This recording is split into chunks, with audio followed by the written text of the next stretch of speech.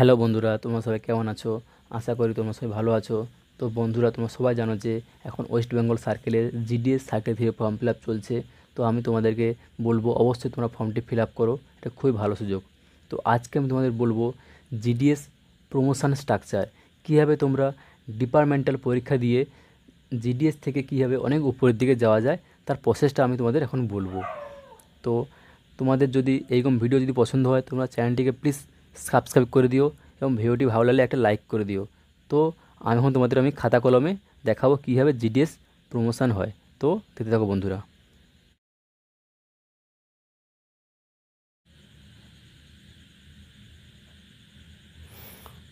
তো দেখো বন্ধুরা,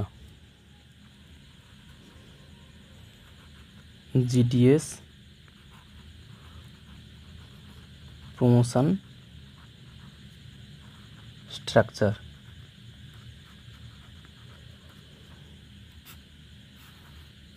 তো দেখো, তো প্রথমে তোমরা হলে জিডিএস, যাকে বলা হয় গ্রামীণ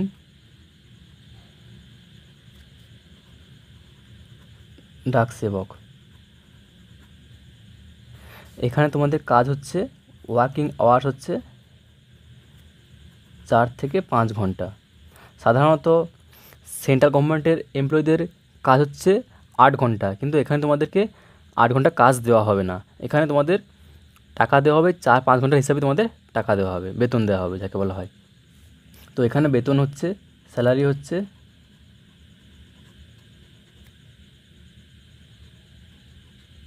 14 to 15K, 14 থেকে 15,000, ঠিক আছে।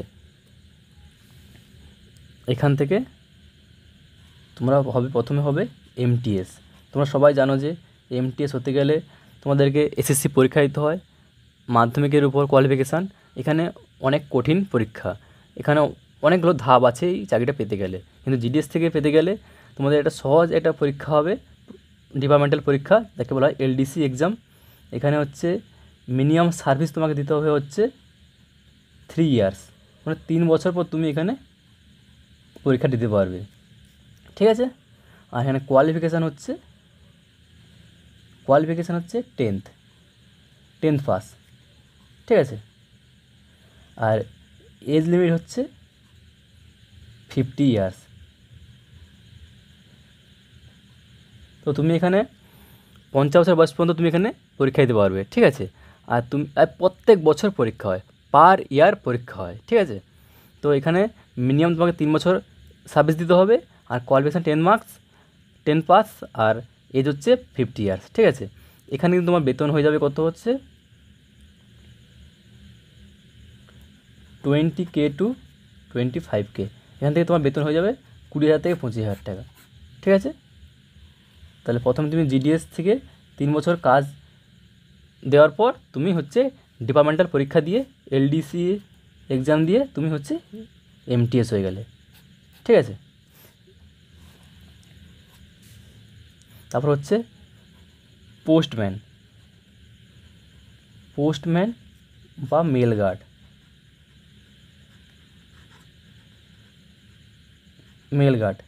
পোস্টম্যান বা মেল গার্ড, তো পোস্টম্যান বা মেল গার্ড হওয়া যায় জিডিএস থেকে। পোস্টম্যান মেল গার্ড হওয়া যায় জিডিএস থেকে। সেখানে হচ্ছে মিনিমাম তোমাকে হচ্ছে 5 ইয়ার্স তোমাকে হচ্ছে সার্ভিস দিতে হবে জিডিএস হিসাবে, ঠিক আছে। তারপর এখানে কোয়ালিফিকেশান হচ্ছে 10th, ঠিক আছে। আর এখানে এজ হচ্ছে 50 ইয়ার, মানে 50 বছর বয়স পর্যন্ত তুমি এখানে পরীক্ষা দিতে পারো। এই পোস্টম্যানের পরীক্ষাটাও প্রত্যেক বছরই পরীক্ষাটা হয়, ঠিক আছে। তুমি জিডিএসে তুমি 5 বছরের সার্ভিস দিলে, 5 বছরের পর তুমি প্রত্যেক বছর তুমি পোস্টম্যানের এক্সাম দিতে পারো। এই পোস্টম্যানের এক্সাম দিয়ে তুমি পোস্টম্যান হতে পারো। পোস্টম্যান খুবই ভালো জব। তো এখানে বেতনটা তোমার হয়ে যাচ্ছে কত, এখানে তোমার বেতন হয়ে যাচ্ছে 25K থেকে 30K, 25,000 তোমার এখানে বেতন হয়ে যাচ্ছে, ঠিক আছে। তারপর এখান থেকে পিএ, মানে পোস্টাল অ্যাসিস্ট্যান্ট বা শর্টিং অ্যাসিস্ট্যান্ট, ঠিক আছে। এখানেও জিডিএস থেকে ডাইরেক্ট হওয়া যায়, ঠিক আছে।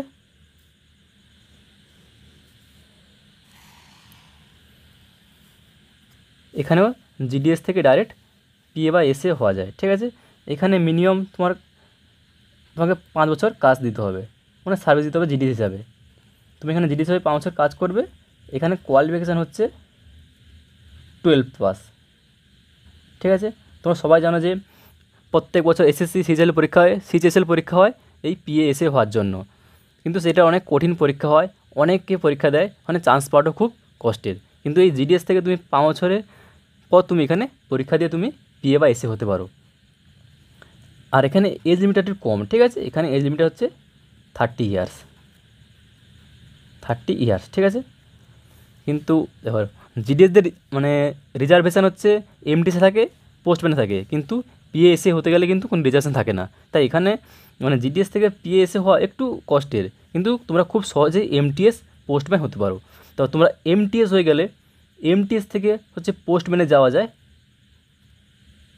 মিনিমাম তোমাকে 3 ইয়ার্স কাজ করতে হবে, 3 ইয়ার্স এমটিএস হিসেবে কাজ করতে হবে, এমটিএস হিসেবে কাজ করতে হবে।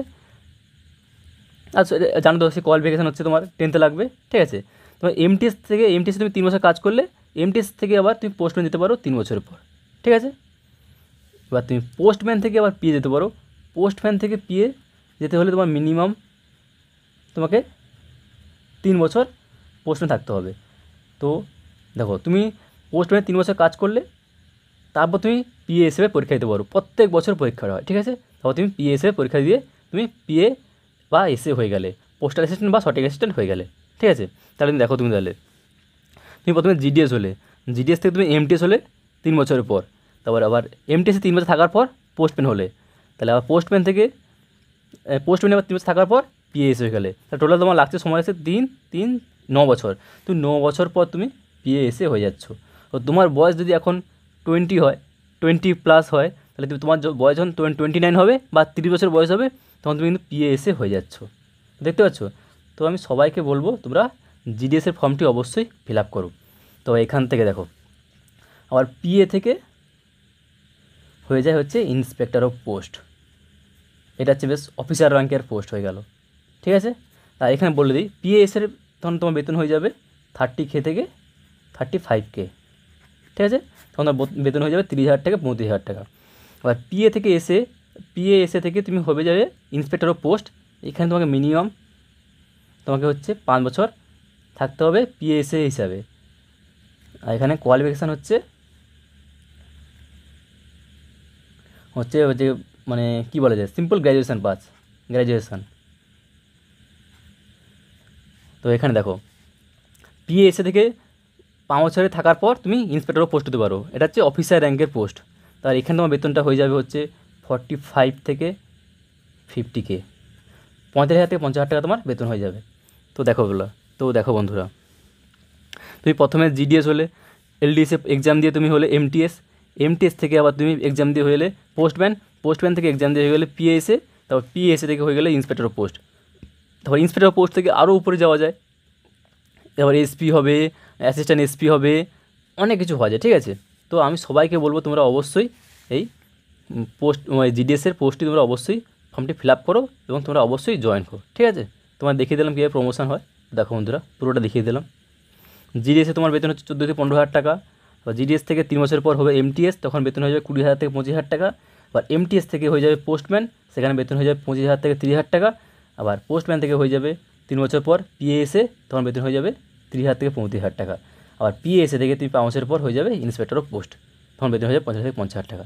তো আমি বলবো একে জিডিএস হিসাবে অনেক ভালো সুযোগ আছে, তুমি মানে অফিসার র্যাঙ্কে যাওয়া, অনেক উঁচুতে যেতে পারো। তাই সবাইকে বলবো তোমরা ফর্মটি অবশ্যই ফিল আপ করো এবং তোমাদের কোনো প্রবলেম হলে আমাকে জানিও। তো যদি ভিডিওটি ভালো লাগে থাকে প্লিজ লাইক অ্যান্ড সাবস্ক্রাইব করবে এবং পাশে থাকবে। তো থ্যাংক ইউ বন্ধুরা, তোমরা অবশ্যই চ্যানেলটিকে সাবস্ক্রাইব করো, ঠিক আছে। থ্যাংক ইউ বন্ধুরা।